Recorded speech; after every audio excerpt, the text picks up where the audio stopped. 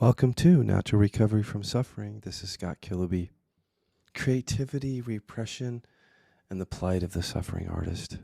I have so much to say about this, but I'm not going to keep it rather short. I'm not going to ramble on because I have just a few things to say about this that I think will make sense to people who already hear this work, which is things like creativity, power, just different things that have to do with traits that we have are connected so directly to emotional repression that you can't separate it. So someone who has creativity repression would also have anger repression, for example, and or sadness or hurt repression. Almost usually what we find is that. And so it's not just creativity repression apart from emotions or your life or your experience. It's part of the repression of self. Creativity repression is just self-repression. Holding self back because it's a fear of being yourself. Quite simply. We all know that on some level, but how does it operate? By holding certain emotions back, and so in life and in relationship, you then hold yourself back in your creativity. It's not safe to be yourself in life or relationship or to create authentically for the same reason. It's that simple. And so the answer to creativity repression is emotional repression work. It's the same thing as everything else. If we have to hold ourselves back there, we have to hold ourselves back here, everywhere. We have to hold ourselves back in sex, as I said, and sexual liberation is tied to spiritual liberation. It's all the same mechanism. And because when we do the emotional repression work, you'll see that your creativity just comes online naturally. It's what you are.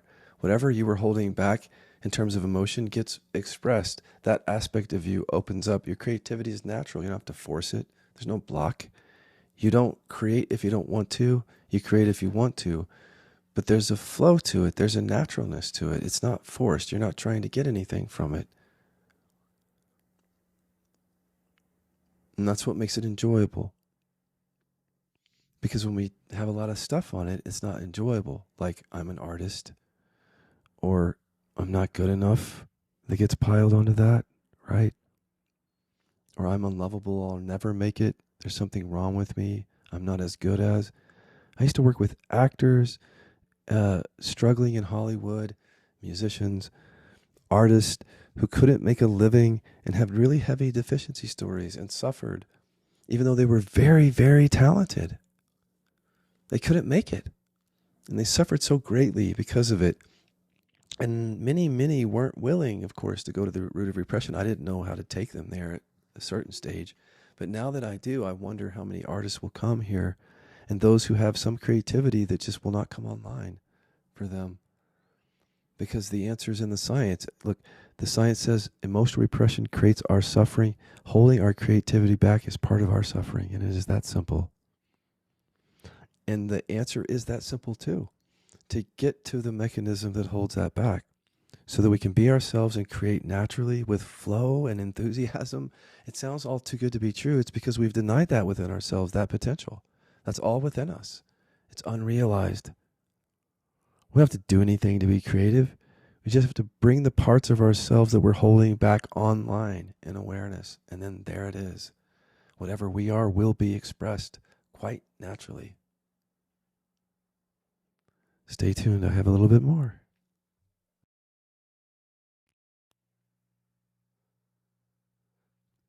For what it's worth, the reason that I started that way, well, because it's the most important thing I can say in this episode is the most important thing that I think I said in the love repression episode, and sexual liberation is tied to spiritual liberation. They're all making the same point, is that I'm aware of the people are drawn to love repression work, creativity repression, power repression, sexual repression to some degree. But people aren't always running or flocking here to do anger or hurt or sadness repression because we fear that so much, the expression of those particular emotions. So I want to remind people that this is an entire path that includes it all. But you'll see yourself that our greatest fear is just in being ourselves. And that includes that we have to connect the creativity repression, love repression, power repression, sexual repression, all these traits or things to emotional repression. And once you understand that I'm just trying to make that point, then we can move on and talk about creativity repression. But it's important for me because in experience, I've seen all of those things connected to emotional repression, like anger and or hurt, sadness. And yes, shame's involved, but that's for another day. Guilt. Because we're talking about creativity repression, and I mentioned, I used to work. I've had a great run. I intend to have a lot more, but I have worked with a lot of, back in the days when I was like a lot of teachers helping people with who are you, just questioning identity, and especially like core beliefs and identities. Like I said, with some struggling actors, not only in Hollywood, people act in different places. They would often come to me. Yes, in my treatment centers, we had celebrities come. I can't tell you who those are. Not a lot, but a few. But that's not what I'm talking about, because they were often coming for a pit stop, just like coming to get sober. And sometimes they would stay for long. But this wasn't in treatment I'm talking about. This is inquiry, although we did inquiry in treatment. This is online, working with people who are struggling in their particular field more, including painters and poets. And so all these folks I've been working with for years. And in the beginning, when I didn't know any better, I was just helping them look at identity and core belief. So I thought that was the most core thing. I hadn't gotten to my own anger repression. So obviously you can't take someone deeper than you've gone, or I've gone. So I am inviting, as I've said, artists, even if you don't call yourself that identity is limiting anyway. But if you have creativity repression, come here, but come forewarned that you can't come and try to disconnect that from emotional repression, anger, sadness, or hurt, and the fear of those things. Because if you do, it's a bypass. These artists, back then when I was working with them, that was a bypass that I was doing. They were doing, that's what so many people are doing, not getting to the root. And what is the root? It's the fear, the deep fear, frozen fear that we have stored in our bodies since childhood. And when I would work with these struggling, I want to say struggling, that was just how they would say it. They would go to auditions, they would put their best effort in, and then they would just not get the role and just feel like they're just not good enough, unworthy, they should quit. And would beat themselves up until they can muster the energy to go to another audition. And then they would come into me and they wanted, like a lot of people just want to feel better and think better about themselves. They don't necessarily want to get to the root of suffering, right? And I didn't either, apparently, right? So, hey, but now I think the invitation here is got to be earnest about it. And the question that we have to deal with here, that's like, to me, it's the elephant in the room on this subject, is that with some people, it seems like that you have to suffer to create. I felt that way. How do you divorce your creativity from your suffering? So we say sometimes, right? Well, we'll deal with that. But in working with all these different people, that's a common theme that we all had. It was our identity. Creativity for many of us is an outlet for the pain of childhood. I mean, look around. If you look at the rock stars like Kurt Cobain, for example, who so talented, I mean, it's of course subjective, but he really did break ground in terms of the changing rock music, and the energy that he had behind Smells Like Teen Spirit, their breakthrough album. It just wasn't sustainable, and he went downhill, and then of course either was murdered or killed himself. But he was saying he was burning out already. And if he talks about his childhood and the angst and the trauma of his childhood, and Billy Corgan, the lead singer of Smashing Pumpkins, these are people that I looked up to when I was playing music in the 90s. In my own bands, he said, I think he said every rock star has this angst because they didn't get what they needed. They were hurt when they were kids. And they're either trying to get back at the people that hurt them, or they're seeking love, a validation, approval from others, or both. That's just true. But that's also just human. So we don't have to suffer this way, though. So many people who are creative never even become famous or get their art recognized or get the accolades they're seeking. And there's so much suffering in it. I hope to like illuminate a new way of looking at this today. I've already given you most of it. It's tied to emotional repression, but there is a picture that needs to be painted, mostly with my own experience that keeps it honest. I mean, just like you, any of you who are artists, maybe it doesn't matter what you create. When I was a little kid, it was always music. My whole life has been about music, and I don't share it publicly because I don't want to use the Scott Kilby platform to like sell my music. Although every now and then I will put it up. If you want to listen to a version of what I've done, it's called What a Sucka, Sucka, What a Sucka, on Spotify, and the band is called Voice and Head. And that's the heavier dance music that I've done. And there's also some very light stuff and different like landscapes, different projects that I've done. In the last, during the time that I wrote, I want to talk about all this because I've lived this life. I want to talk about music first, but I've lived this life of just creativity is my life. I don't know how to say that. And many of you are out there like that. Like if you couldn't create, you know, what would that be like? But it's not a compulsion anymore, but it was. And that started in childhood. It didn't start as a compulsion. It started as just, I enjoy creating and playing music. Me and my friends, especially when one friend across the street, we would dress up as Kiss with tennis rackets. And we both wanted to be Gene Simmons.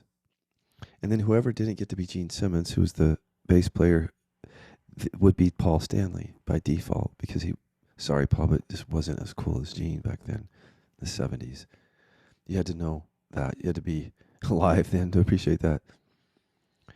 But this was my life. I grew up that way, just like many of you. And of course, being a gay kid, by the time I was age 7, 8, or 9, I was in front of the mirror dancing like and being Adam Ant. Do you remember Adam Ant?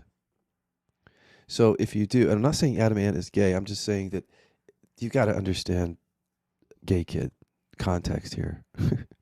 That I wasn't going to stay with Kiss entirely. So I had a wide range of tastes from Debbie Boone, You Light Up My Life, to eventually, as I grew up, heavy metal and thrash music, and played in heavy bands in high school. And this is an interesting part of and this is also leads into creativity repression, because it started off fun and play, and then I was bullied from 4th to 6th grade, as I've said. And all those traits that were creative and unique, I had to stuff them down. And then music became my outlet. And I sat and played guitar from age 13 to 18 to hide from people and express myself in some way. And I learned to write songs too. So I went from acting like Kiss and Adam Ant and David Bowie to now I'm playing guitar and writing my own songs. And I can tell that there's this pain that I'm trying to express, of course, because I've just been bullied in my life. I had developmental trauma like so many people, buried anger and other things. So, music is more than just a play. Now it's almost like I have to create. And this is what a lot of like so-called artists or songwriters feel. It's not something that they do. It's something that they have to do. But that comes from the trauma and the pain. And you don't have to create with that. You don't have to have that. But if that's all you know, then of course you might think I have to suffer to create. You wouldn't know another reality, and that we don't when we have trauma. That's our only reality. That we can't be ourselves in life, in relationship with our emotions, and we can't with our art or our pottery, or not fully, because it's just like anything. How can you? Like in sex, in relationship, in your career, if you can't be yourself. And how can you be yourself if you are holding back one of the primary emotions, the natural resources that humans have: anger, hurt, sadness, fear. You can't express it. then you have to show up as something that you're not. An artist will do. And right there with the artist identity is deficiency story usually and lack. And we know where that comes from. If you follow this work, deficiency and lack comes from repression. It's emotional deficiency. We're holding back anger, hurt, sadness, whatever, creating that sense of emotional deficiency on the surface. There it is. I'm not good enough. I'm an artist, but I won't make it. I want to, but I can't. Whatever the block is. That is classic repression. But even that sometimes isn't enough for people, to say, oh, okay, well, I'm going to do this work that gets to the root of that. And then, because this is our identities. This is, not everybody thinks of it as I'm an artist, or it's not, that conscious. It's just like, imagine for a moment if you're someone who creates for a living or just you do it naturally, you love it. That gets taken away completely right now. All of it. And you have no outlet for that.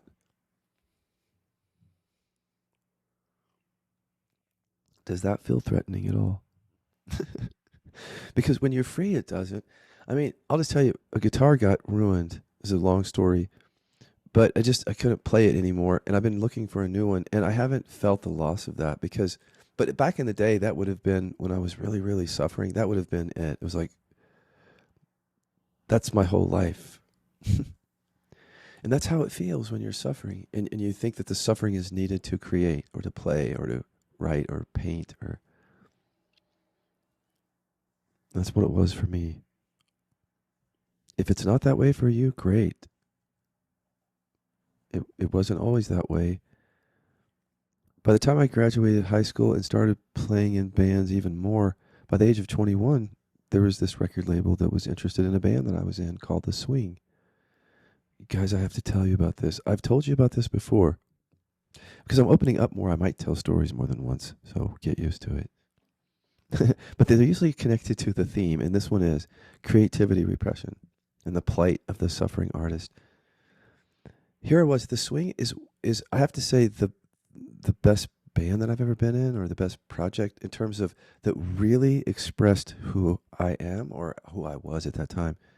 And it was me and 3 other guys, all from Southern Indiana, which was a very conservative area back in the 80s, late 80s, early 90s.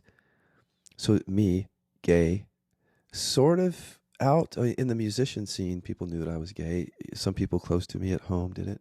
But in the band were these 3 guys who all were very expressing their femininity fully, but through that gothic look. Do you remember that? If you're 40, 50, 60 years old, you know the gothic look. Black, it's still around. Black fingernails, long black hair on guys. Sometimes other colors, but more of expression of femininity than masculinity. And the sound of the band was very feminine, but loud rock music. So it was like a new sound in a way for us. And we felt, and then we had record label interest. We knew it was something new because it's hard to explain. It wasn't electronic. There were keyboards in it, but there was guitar in it. It was very lush sounding. Like if you took The Cure and with early Smashing Pumpkins, Gish, if you know that music, and a little bit of Beatles for melody and harmony. Pretty lush harmony, actually. And I'll just go this far for those musicians. The melodies were chromatic. They would move in odd ways. And that's what was kind of unique about it.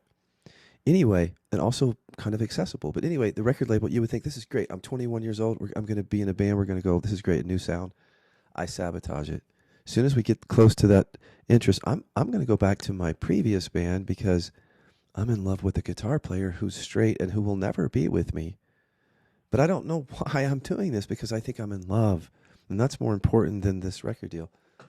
But this was all driven, as I know now, by anger. Because when I got hurt, I was angry but couldn't express it. And I would sabotage things to get back.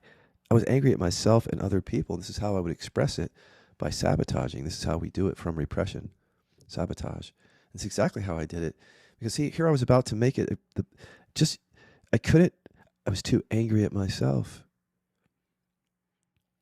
For one, to think that I deserved that. I didn't deserve that. At the very core unconscious level.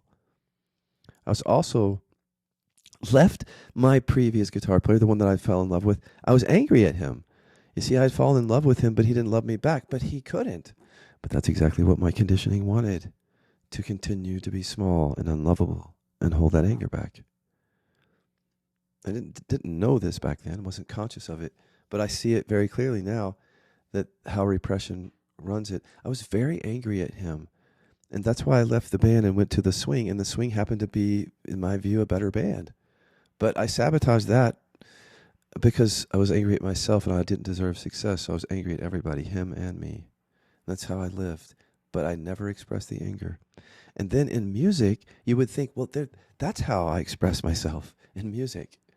Well, I mean, the anger, for example, or the femininity. Well, the Swing, which was this band where they all expressed, in appearance even, their femininity. And the music itself was very feminine. My voice was very airy and light, and it fit the sound perfectly. But I couldn't do it. I sabotaged it. See, there's the femininity expression or repression right there, which is the creativity repression. I wanted to express that, but I couldn't. Sabotage.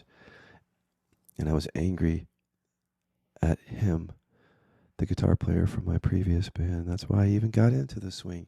This is how repression runs a life.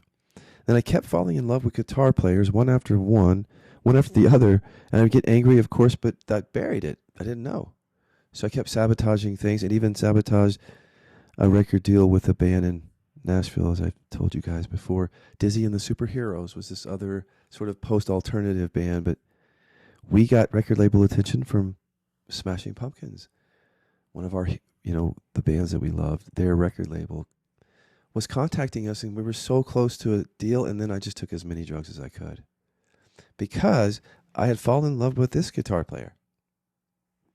And I was getting back at him, and I was angry at myself, but none of that could be expressed in the music or otherwise. Because had it been fully expressed, it wouldn't have sabotaged. But I was angry at him. I didn't know it. And what better way to get back than to destroy the thing that he loves, the music, and our relationship, our creativity. And because I couldn't express the anger because you didn't love me the way that I wanted, because he couldn't, obviously. Right? But when you're unconscious, you'll try to get people to love you who won't, because that's what unconsciousness wants. It's just pain. It doesn't want love. It tries, but it's suffering over and over when you're unconscious.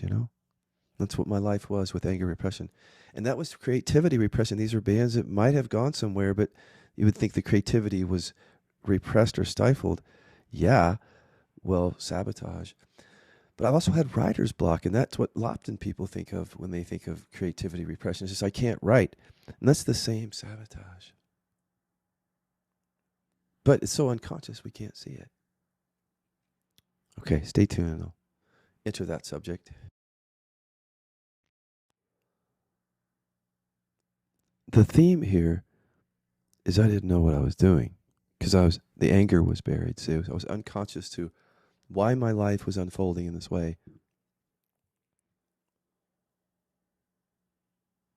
And writer's block just reminds me of crazy memories. Like, I would block my doorway at a house I used to own when I was addicted to painkillers, and I would take handfuls at a time, 30, 60, 90 within a day or a couple days. And I didn't want anyone around me, and I would block the door so that I could create music, but be so intoxicated that if I didn't record myself the whole time, I wouldn't even remember what I was doing. That's how out of it I was. And I thought I had to suffer that much to write music. And again, the only way I would retain anything that I did was to go back and listen to these tapes. So I had a bunch of tapes after all these days of many time periods of blocking myself in a house. And then when I would block myself, I would be blocked around writing. How symbolic. I would just sit there. And sometimes the thing I could be successful at was taking a lot of drugs, though, and I would just nod off as I was writing. And then the recording is going on, and I'm slurring my words and trying to give instructions to myself about how to do this on the guitar, it's pathetic. It's sad. No judgment. That's just my suffering.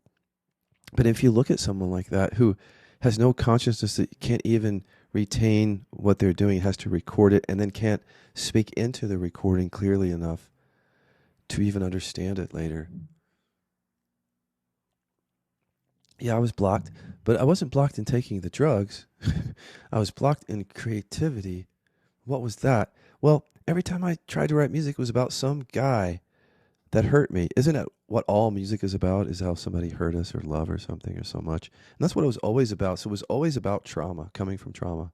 But I couldn't see that. And it was like unexpressed anger and other buried things like hurt and anger. But it was so unconscious, I couldn't feel it. So something was trying to be expressed. Why couldn't I express it? It's a good question. Why the block? Because at the unconscious level, we don't want to create freely in a flow state and just be unattached to that and be really free. No. And enjoy the creation. We don't want that. At the unconscious level where you can't hear, where the unconsciousness drives us, it's more like this. No, I can't. I can't. It's not safe. I can't express that. And it has to do with emotions, most of it. And it has to do with mom, dad, and people from the past that imprinted in the body. And it's just driving us as we sit there and try to write or create or paint. Sometimes I was taking those drugs to numb out of the pain and the story. That was kind of like my manufactured presence, right, back then. But then I just couldn't, I just took it overboard. And that was driven by the repression too, because, it's a state of suffering, excessive unconsciousness, really. That's why I know that I qualify as a suffering artist, all this, or I did. I mean, if whatever that means. It's just, I know what that's like. I mean, you have your own story, but I left music after a while because it was just so painful. I couldn't even write music with someone who I'd be drawn to, like on this level that wasn't physical at first. This way, I watched this show Love is Blind on Netflix. I love it. It's great. I don't know why I love it. But Love is Blind to some degree because I've started songwriting partnerships with people that I would never date. But there's something really intimate, especially when you're a gay man, to be with another man where you open up so much through creativity. You get to see a side of men, especially in our culture, that you would never see. And I would always pick these men who were often anger repressors. So they were peaceful and they were usually open to gay men. And so, of course, it's reliving my trauma is what it was. Trying to get acceptance and approval from people that like the people that bullied me, because I always saw the bullies as they're the others, they're the other guys, the ones that I need love and approval from. They're not like me. They're different. I'm different. I needed their love and I kept chasing it. And that was just the repeat of the trauma. I wrote songs about how I couldn't get their love. That was the repeat of the trauma. I sabotaged the record deals when I would write those songs. That was the trauma. I ran to spirituality to get away from that and away from music. That was the trauma. Spiritual seeking was the trauma. All the anger buried, driving it. Talk about creativity, repression. How can I divorce it from my anger repression? I can't. But see, it's so buried that by the time I became a teacher and had the awakening, the shift, what that was a shift to presence, genuinely, but with repression and some trauma buried in the body. It's not embodied. So, but when the shift happened, it's like a lot of people share. How they'll say, "Oh, it's like all bliss and love and light for a little bit, or a couple of years, or whatever." It was more like the lid off of any repression of creativity seemed to be off the lid, because I wrote, like I said, 7 books in 7 years and 4 times as much music after that shift. And then it started to dim everything, the creativity, some of the byproducts of the realization. And then I went into this period that's like my blue period where I couldn't express. I stopped writing music, I stopped writing books. So I understand that block and where it comes from, because at the same time, that was my chronic pain was getting worse, and which was driven by anger repression. So it was all connected. And so in some ways, we can't even talk about creativity repression disconnected from all other suffering, because it has the same source quite often. The science tells us this. You can check your own body and see, though. When you're skillful, you can see it. But when you're more conscious, you can see it. If you're first hearing this, hopefully you can just feel it or resonate the truth of it, but your system will try to disagree with it, because especially the artist identity could squirm during this podcast. I can imagine that, because I think I would have many years ago, if I listened to something like this, it'd be like, whatever, you've suffered a lot, man. No wonder you went to spirituality, Scott Kiloby. But I don't think I'm that unique of how my suffering was tied into all that and sabotage. And it took a long time, very long time, to see what the real root was. The real root all along was the buried anger and buried femininity and different things about myself that were never safe as a kid. That simple. Repression. And the creativity wasn't either. Art projects that were weird or different than the class got made fun of by the boys. Anything that I did that was feminine, wearing stuffed animal or bringing stuffed animals or wearing different clothes or playing with girls, and everything that was good about me. But we don't know that once we bury that stuff or suppress it even, that's the stuff that makes us what we are. It's not just that we're awareness or presence. I came looking for that, right? That's a good way to just like wipe the slate clean. I just want to be pure awareness, because then I don't have to be the ego thing, but I also don't have to be anything that people don't like that I buried. I can just be the pure awareness.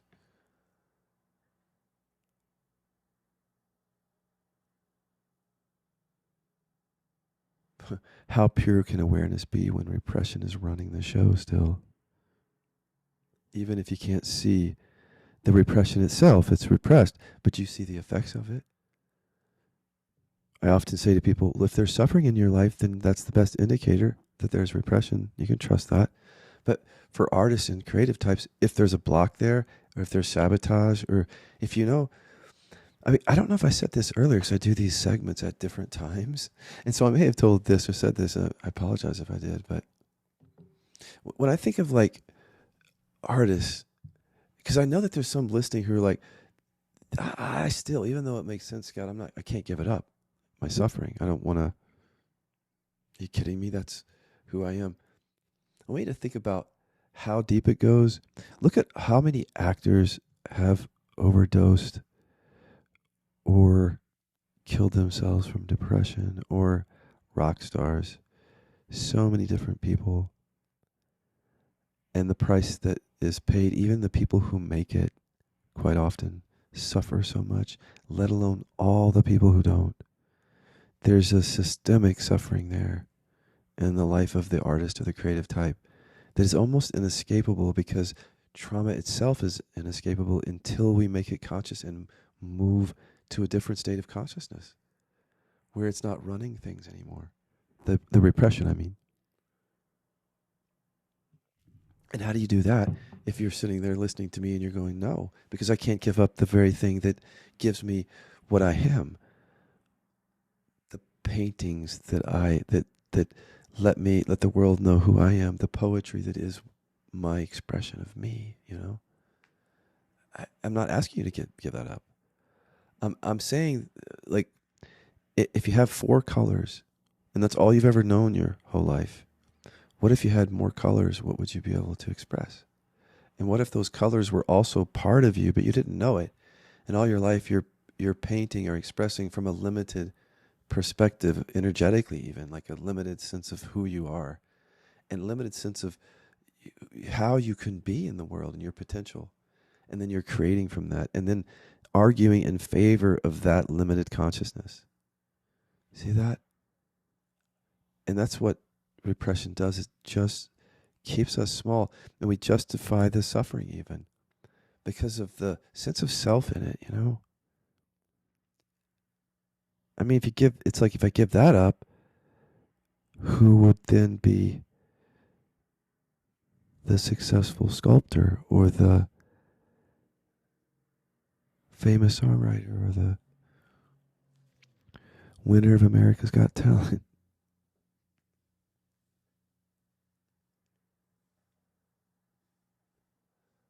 But we just sell ourselves short because we don't even know a different state of consciousness. So, how do I say to people, hey, the very consciousness that you're in right now will tell you that you want to stay there, even though it's limited, separate, deficient, comes from repression, you're holding yourself back and then justifying it all and suffering and then creating from that. The other part of that is that you don't want to get out of it because you're staying safe and getting love that way. How do you say that to people? Especially people who are benefiting in some way, getting loved by their art or their creation. Or, maybe it's shifted a little bit more to suffering, though. And in fact, the more it shifts to suffering, it's kind of a gift. I had to leave music, as I said, because it was too painful. But teaching is its own expression.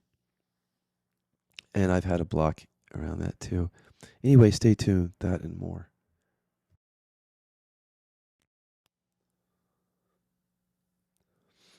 There's nothing wrong with, it's quite beautiful, creating, painting, sculpting, dancing, being good at some athletic sport, whatever your expression is, it's all human expression. It's beautiful. And awakening will never extinguish that if awakening is done thoroughly and authentically. It will actually be the catalyst for an even greater and deeper expression of authenticity. But people are afraid of that. Consciousness is evolving. There's a depth to this. And if you keep holding on to every ledge, not willing to jump off, you don't even get to experience the next depth. And yeah, that's really limiting. But we don't know that. If we really understood that, we would be doing inquiry on repression right away. But we're so afraid because of what happened when we were kids. And we artists are no different than any other human in that way. It's just that we found a way to express and we got something out of that. Love, validation, approval, attention. And that worked. And that's what humans run on. And so we're hooked into that until we're not anymore. And so I think a lot of people think, well, if I'm hooked from that, then I won't want to paint anymore or sculpt or play piano. And you know what? For a while, you might not. I didn't. So to be honest with you, the shift, the really non-dual shift happened in 2007. And from 2007 to 2010, I didn't really want to, I was writing books, but I didn't want to write any music or nothing came up. I couldn't still, for some reason, write music. But then in 2010, I started to write and there was a whole bunch of stuff written. And I'm only saying that to say that the people who go through like an awakening experience might experience a period of time in which something isn't yet expressed. Like, I don't know how to say it because like there are different phases to awakening. For one is like you could be too stuck in emptiness. I was for a while to actually reconnect with music. But that was my trauma too, wanting to be stuck in kind of an emptiness. And that's what was driving me to writing the books, because in some way I was using non-duality to get away from the anger repression and stuck in that expression and not able to express the more emotional stuff of music. And I see that now. But in 2010, something came online for me, but then it got shut down. That's what I'm saying. It's all emotional because that was the anger repression speaking, wanting to shut me down, I should say, into my blue period. And if you don't recognize this, if you're going through a healing or awakening path, you might not see, well, what's driving it all. But if you really look every time, it's the same trauma and repression, the same mechanism. Stay safe, get love. You can't be yourself. You can't truly express authentically or create authentically because, no, it wouldn't be safe. You wouldn't get love. They might not like you. They might, whatever, might be alone. That's what the unconscious says. Or whatever it says. And that's what runs things.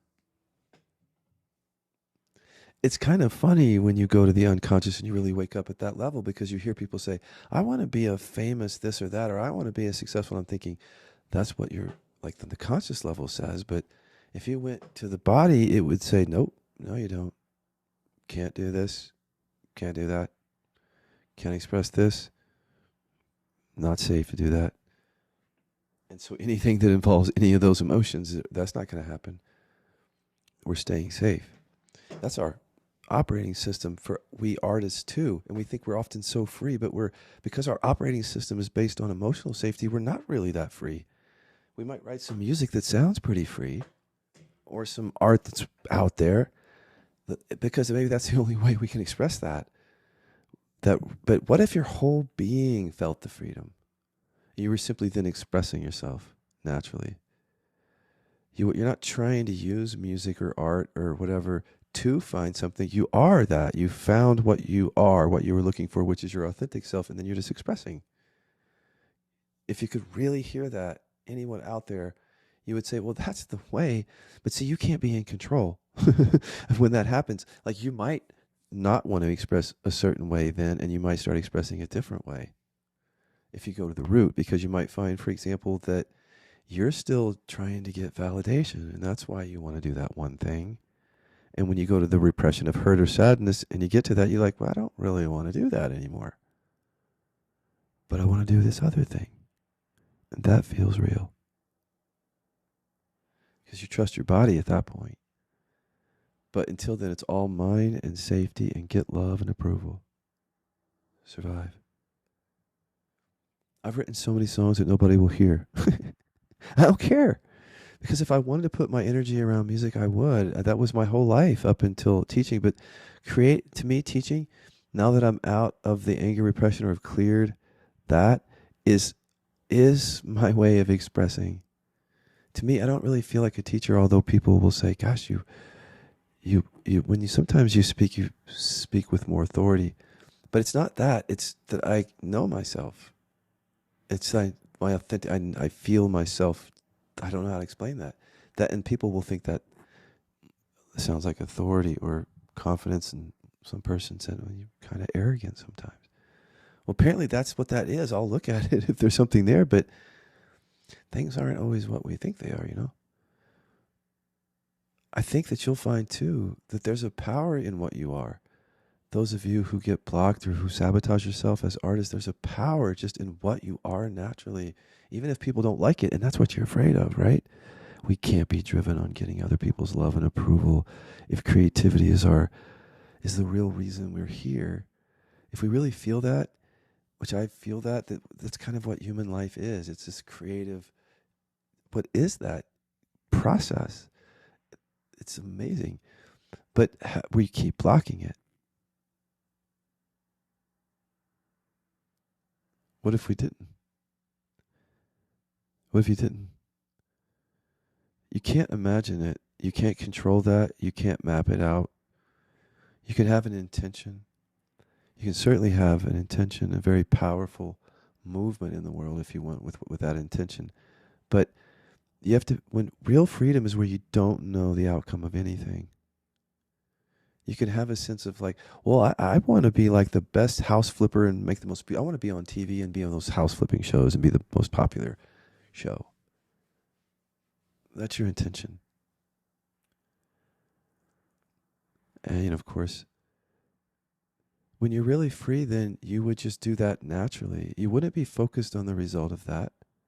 You wouldn't be future focused, but you would be okay with dream. It's like a map or a blueprint. You're okay looking at the map every now and then to kind of know where you're at, but you live in the moment. You live as what you are, and it's your authenticity that makes you successful, that makes people like you and sometimes not like you.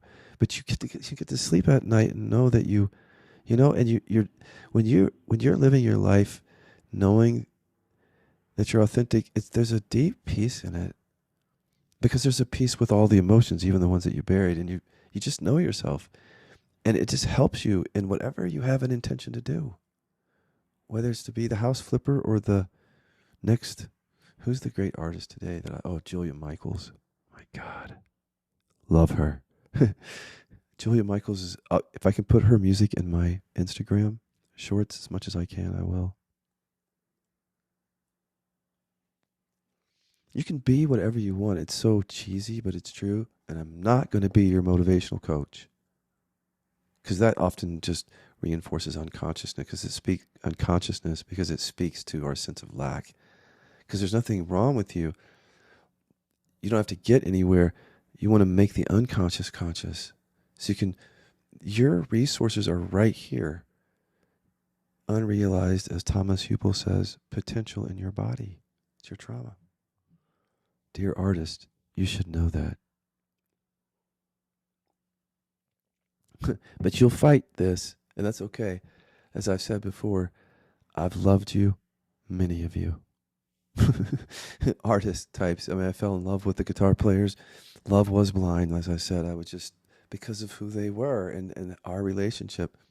It's a beautiful thing, but there's so much suffering in it. And we don't have to create. Well, I think I've covered everything. To me, like, I love doing it now, what I'm doing. This does feel authentic for me because, to me, even though even though I sound like an authority sometimes, it's just because this is my experience now and I can talk this way. And that feels very real for me. But I also, hopefully, I do it in a way that is, you can tell it's just me being me. Whatever the fuck that is. You don't have to know it in the mind. You just are it. It's not an it. It's a knowing. Somebody asked me that today. How do I know if I'm my authentic self? For an artist, I would say, you know how you always second guess your music? Well, you don't do that anymore, or your paint. No, you just create. And you really don't care whether people like it because you're not in that for their love and approval anymore. You're not in it for that. So you might build something out. It might be fun. You might go create this album and become like really big. But it's not going to be the same thing as like the rock stars who kill themselves by age 27, the age 27 club, because it's different. That's what I'm inviting people into. We're just scared of it, though. If you knew it was your natural self, you would just want to go discover it. But because we don't know that, we're willing to hold on to the suffering. And have I said, though, I think I did before I go to this next segment, because it's so important for artists to hear this. It's like when I talk to people who call themselves addicts, these labels are so close to a sense of lack and deficiency that can hook you in more than anything that I say, because that's connected right to the emotional deficiency, the buried stuff. It's unfortunate that the consciousness would, in some cases, identify with that even while you're listening to the podcast, instead of really hearing it from presence and saying, oh, what he's saying is that these very stories that I'm seeing right now that are making it hard for me to hear him are the very suffering that he's pointing to. I hope you hear that. Stay tuned. I've got a little bit more good stuff.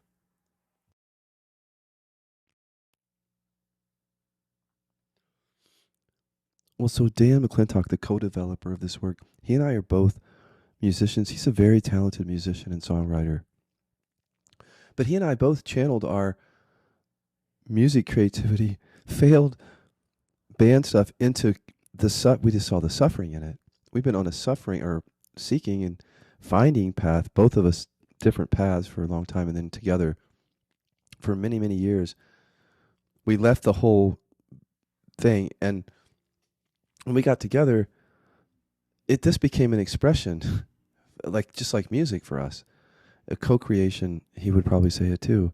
So beautiful. This is the most beautiful co-creation I've ever been involved with Dan, because the work's been centered around repression work. That's so beautiful that we focus on the very root that would hold creativity back, and then this work is developed. And he's truly like kind of like a brother in that with me.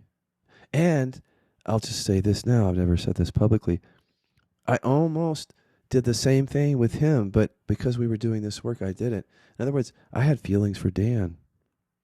When we were developing this and doing inquiry together, because it's such an intimate experience when you open yourself to someone, I just thought he was the most wonderful human being, and I really loved Dan.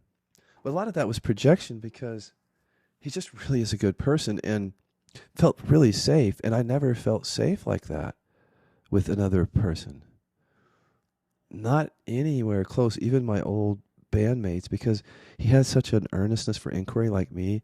So there was just a sense of what we're doing together when we sat in the hot tub, creating and doing this work was taking care of ourselves. But there was such a loving quality of taking care of ourselves. We were also taking care of each other in some cases, a codependent way, though. And he might say he was more dependent towards me because I was the quote unquote teacher that fell away. But, codependency is codependency. As beautiful as that was, our co-creation, there was some issues in it. We had to separate, and then, anyway, I had feelings for him before the separation. Early in the relationship, I started feeling that feeling of like that I would have for my guitar players. We were also writing music together. So it was one of those relationships that's ripe for the repeat of trauma. And here it came, but it just looks like, oh, he's cute. One day. But luckily, because we were inquiring and he could stand up and assert that he didn't say no, but I could tell that even though he was definitely questioning things like that it couldn't happen, and we didn't. And there was a boundary there, and then we became best friends. Thankfully, I broke a pattern there. I don't know if he broke any pattern, but that was really my trauma because that was the first man that I'd ever opened up to in inquiry very intimately. So it was only natural that came up. But it would have been bad for us. It would have been another sabotage because this work got created. So I'm so glad that we formed a friendship, and since then it's been very much respectful, with boundaries, friendship. We push each other a little bit, but it's good. Like probably the best relationship I've had outside of my romantic relationships. But really, it's like a husband without the sex. We don't have that kind of romantic relationship, but it's like when you create with someone, it could be a group of people, a whole band or anything. It's a very intimate thing, And I really owe that. Thank you, Dan, for coming into my life, and thank you, this work, for not sabotaging that and getting close. I can see how people then, just real quick, how teachers would cross lines because it's trauma, with students. And that was a real wake-up call for me, that period of time, because I saw that before that would have just been in a band where we were just writing songs together. But here I had become a teacher. And then he came in and we were friends, is how I saw it. And it felt like that old thing of a songwriting partner friend. It didn't feel like a boundary cross, but then I saw, oh, it is. And he felt that, but yes, it just worked out perfectly from there. Because this is about healing. At some point, though, so we parted ways because we relied on each other for 2 years. We created this work. I wanted to include that in the story because we're talking about creativity. We started talking about repression early in the hot tub when we were developing this work. Mainly sexual repression, because that was his topic he was inquiring into, and he's shared that, publicly. But so this has always been about repression. We always knew that was the basis of it, but we didn't have the work. We hadn't created the inquiries to get to it. That came later, after we parted ways and we both went into relationships. We continued to develop the work together from a distance. And this, to me, feels less like teaching and more like creating, because we've created a path of inquiry that we think works really well to get to the root of suffering. So what a great story when you talk about creativity repression, to see that, hopefully you've seen that it works. Because, I don't know, you may not like my expression, but it's prolific. Okay. So I wanted to talk about the development of it, because I want to get to the how-to. I'm not going to give you the method here on the podcast. Teaching or showing inquiry in a podcast is just uncouth. I don't know what about it, but I'm not going to do it.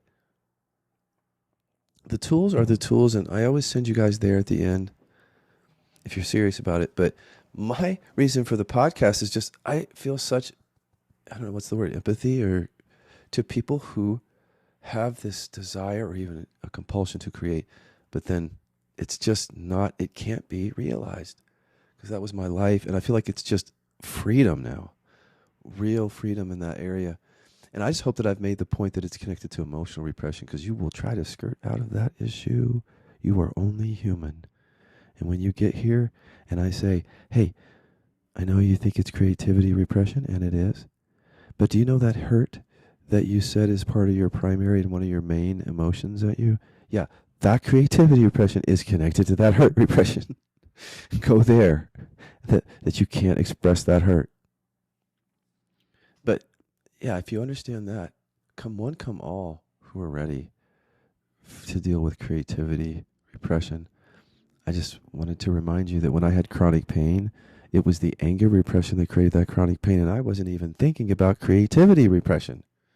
That's why I'm a little bit reluctant to do these podcasts about love repression and creativity repression. It feels pretty safe when ferocious anger repression drove, I think, my cancer, my sex addiction, and my chronic pain. And frankly, my creativity repression. So I just want to be honest. You'll find what it is for you. So I'm not going to show the method, but what does it look like? I mean, I have to be honest with you here. It's like anything. You can do this work if you want. Oh, let me make sure that what I'm saying feels true here. Some people will say it this way. Some people will do this work by like coming here because they have writer's block, or just any issue, like they're depressed. Maybe they're not an artist or whatever. They come here because they've got pain. But okay, yes, you can come here that way, of course, because I started this work by having chronic pain. But what you'll learn, discover in the unconscious pretty early is that you're going to find the root of your suffering, not just the root of your creativity repression. You're going to see how that's connected to anger repression, for example. And you'll never be able to divorce the two after that because it'll be insight. And you have to be really open to see that even though you're focusing on creativity repression, it's really about that buried anger. See, you can get real freedom here if you remember that, and then you can just bypass if you don't. Because you really can't stick on that one issue is what I'm saying. You can come here because of this podcast, but you got to be earnest really about the fact that you can't. I mean, somebody said that to me the other day. Can we just come and work on one thing? Of course you can. But how do you ignore the fact that that one thing is connected to the driver of suffering, and that when you discover that, there'll be a natural curiosity and even a consciousness of how that repression is creating other things. And I guess that's the moment of truth, isn't it? Because how do you work with creativity repression that's connected to sadness repression, for example, and actually experience freedom in the area of creativity without fully going to the area of sadness? And if you go fully to the area of sadness, then you would then end suffering. And then you're in a different state of consciousness. It's not different than the now. The now is the now. But there are different degrees of presence and consciousness, and embodiment unfolds. And we don't need to be thinking of black and white like you're either awake or not awake, because there are layers of unconsciousness. And when you really, really get to the root of it, now you're in this way of being. But you might have started with creativity repression, but you got to the root of it. Now your creativity comes online in really authentic ways, but maybe different ways than they were before. Or maybe the same thing you were doing before, but you're doing it in a different way because it just didn't feel right the way you were doing it before. That's how you saw me changing my teaching. I can't do it that way. Point to presence, see, because I discovered something different. So that felt too limiting and can't embody it that way for me. You might find that for you, that you have to express differently, that what's real for you is different than you thought. So in order to be that open, if you come here just for one issue, you'll see that there's that control, isn't it? Still holding yourself back. Wanting freedom, you say on the surface, but do you really? If at the core unconscious level, all you want to do is stay safe and hold yourself back and get love. You have to contend with that the unconscious is saying that and running things. You discover that here when you come for creativity repression. that it's connected to all that. It's not a warning, it's an invitation. But the thing that I just wanted to do this podcast for is not just to connect it to make sure people understand it's connected to emotional repression. You'll find it yourself in your body. But also this, I hope that I've answered, I need to take a little bit more time to answer two things. One is, what does it look like in your life, the practice, if you're an artist or you have creative block? And the other is, why the hell would you do it? Because you have to suffer to create. Some of you think. Does anyone still think that listening? I know that you do. Your unconscious, remember, wants to suffer and it wants to sabotage it. Some people will not hear it. They have more suffering to do. They have more creating from the suffering to do. Until there's something that happens, whatever that is, grace, whatever suffering that is, that shifts us into this openness that there's actually a different way of being that's possible. Now, that be a different way of being, that you can describe that all you want, but that's your authentic self. It's like having your full palette of colors available to you in your life, in your relationship, in your art, in your creation. And that's what you're looking for as an artist ultimately, is that self-expression. Self-repression gets right in the way of that, if you can see it. So your daily practice is, when you're ready, would be, do you use this work just to be able to write a song? You could. You could definitely do that. But if I started with to write a song, I would find, if I was an anger repressor, I would find I can't, for example. Something stopping me. At the unconscious level, you would feel the I can't. We have ways of like getting you to feel how it's running something. And then you would discover I can't, and we would go deeper into the unconscious and discover I can't what? You might say at first, well, I can't write. I can't express myself. I can't. But that's all on the surface, so to speak, or more conscious than I can't feel the anger and I can't express the anger. It's a childhood thing. It's developmental. We've had it for so long that we don't know it runs things in the dark recesses of our consciousness. So we discover it in this work and we see that's what's running it. And at the surface level, I thought it was like, well, I have writer's block. But that's kind of a way to stay safe from it, because then I'm distracted. Yeah, I'm a poet, but I'm blocked right now. I can't even write a poem about that. I'm so blocked. So, and then I'm an artist, so that's part of the story for some people. I'm blocked right now. Can't write. But we don't know why. And we have maybe a trillion stories. Remember the podcast, Trillion Distractions from the Source? If you watch all the podcasts, there's a whole context being created here, especially and only if you do the work. But you can hear it even if not somewhat, that your mind will tell you anything to keep from going to the buried stuff when you're an artist or otherwise.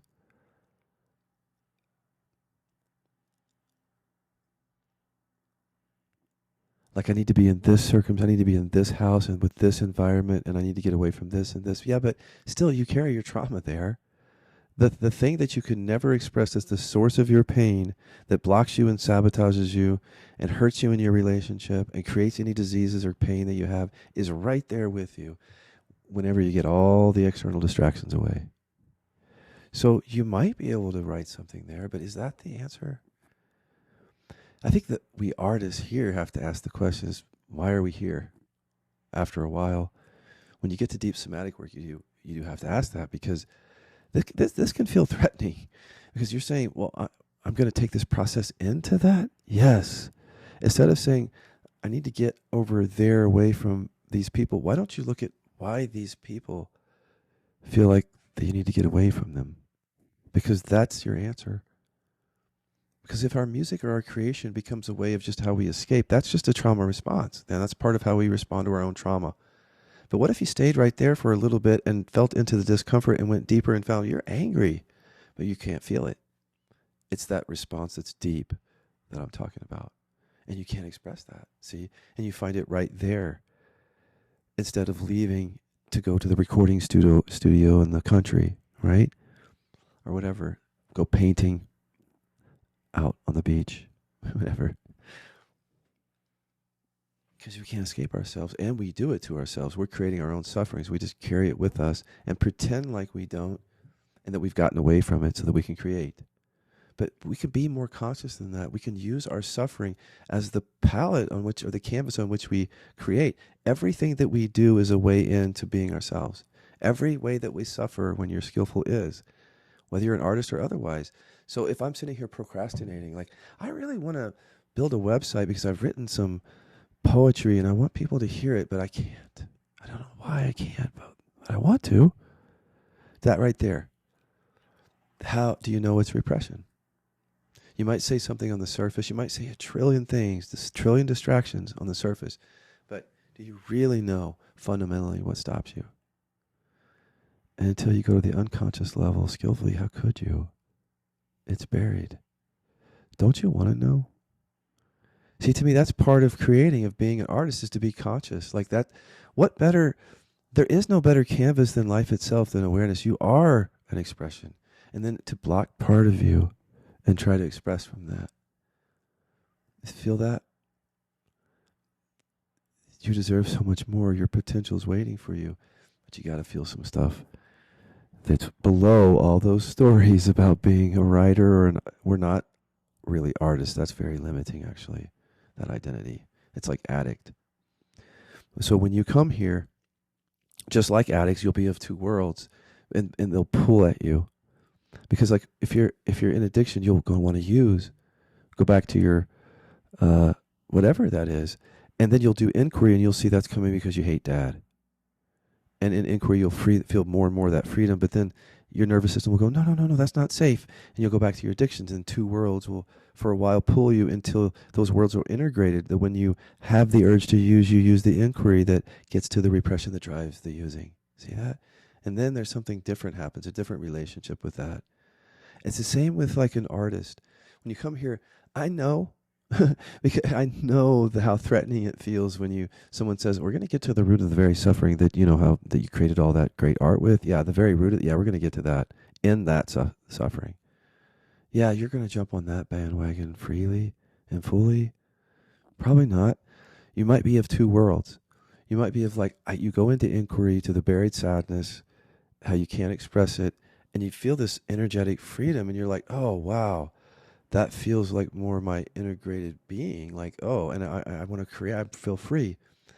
And then you get pulled into the artist identity. You go create something, and then now you're suffering, and now you're stuck in it. And there's a pull to that because we stay safe and get love in that world. And we suffer. And you might be unconscious and asleep in it. And you might come back to inquiry, and you might think of them as two different things because, at first it is that way. But no, it's not. It's the trauma driving everything. And you'll see it. So instead of, you'll do inquiry with everything because you'll see it's like a key to your own potential when you're really earnest. And you wouldn't want to deny that if you have the keys that unlock that. If you don't have the keys, you can tell yourself whatever story and kind of get away with it. But if you know better, if you're more conscious, then you will become more earnest. Maybe not. There's the pull towards back to, I have to suffer to create, but that's just the repression talking. Of course, we have to stay safe, get love, suffer. If you're going to listen to that your whole life, you'll get that your whole life. That consciousness, how could it even imagine a different consciousness that's in a state of flow and isn't attached to what it creates? I'll leave you with this little metaphor because Freddie Mercury is one of my favorites. He was saying in an interview that when he would write, they would ask him about a song. Byron Katie said this too. They asked her about a book that she wrote, and they read a little passage, and she said, "Oh, no, that's not true, honey." And she was just saying what she had written has come and gone in her awareness. I appreciated that. And Freddie Mercury, in an interview, someone was asking him about Bohemian Rhapsody, the great Queen song. He said, "Oh, darling, no, I've moved on from there. I write songs, and then by the time you all love them, I'm on to the next one." And that there's a freedom in that, as long as he's not checking out of his life. And I don't know, Freddie had some trauma, but Byron probably is feeling a lot of freedom there. And I want to invite you into that, where you are this, like, I hate to be a cliche here, you're a vessel through which whatever you want you can basically have. I mean, there are some limitations to that. You got the body here, you can't fly necessarily yet, but as an artist or whatever you want to create, it's right here for you. It's hard to even know what you want with repression, frankly, because what we want unconsciously is to stay safe and get love and suffer. But as you start to clear that, you start to get more of a sense of what you want and what you want to create, what you really want to create and what you don't. And you'll see that's part of it too. You'll be like, I used to do that and that doesn't feel right anymore. But this does. And how are you going to know that? By trusting yourself only, no one else. And you can't with repression. You can't even know what you want. And how do you trust yourself when you can't trust these basic emotions that you've buried? So at first you have to trust the skills to help you see something, so you can have more consciousness to begin trusting the skills more to all these areas in your life as an artist that you suffer. Whether it's being turned down at another audition, or you can't put up your website with your poetry, or you're a teacher who wants to write a book but you can't, or you've developed a new invention but you're stuck. It's all the same thing. It goes all the way back to childhood. It's an operating system. It's a core network, and we've identified it, actually. I hope this either, I don't know, if it didn't entertain you, I would rather invite you, actually, to take the test if you haven't started this work, which is, the test is always available at the bottom of Killaby.com. It's a free repression test that shows it to you in your body and gets you started with those tools. And I'm also going to put the link to that test in the description here. But also in the description, I'm going to put the link to our May retreat. So we are doing an online retreat in May. It's the first time we've done this work publicly, except for Omega, where we did in live retreat. We're going to do another one in Omega this year, Omega Institute. But online, this is our first retreat with this work. So if you've been listening to me and you haven't been in the members area, but even if you have, this retreat will encapsulate everything that is this work, the context and the skills to get you started on this. I mean, very deeply, actually. It's not just like a lecture. There's going to be experiential work for sure. So if you want to join that, the link will be in the description. Thank you.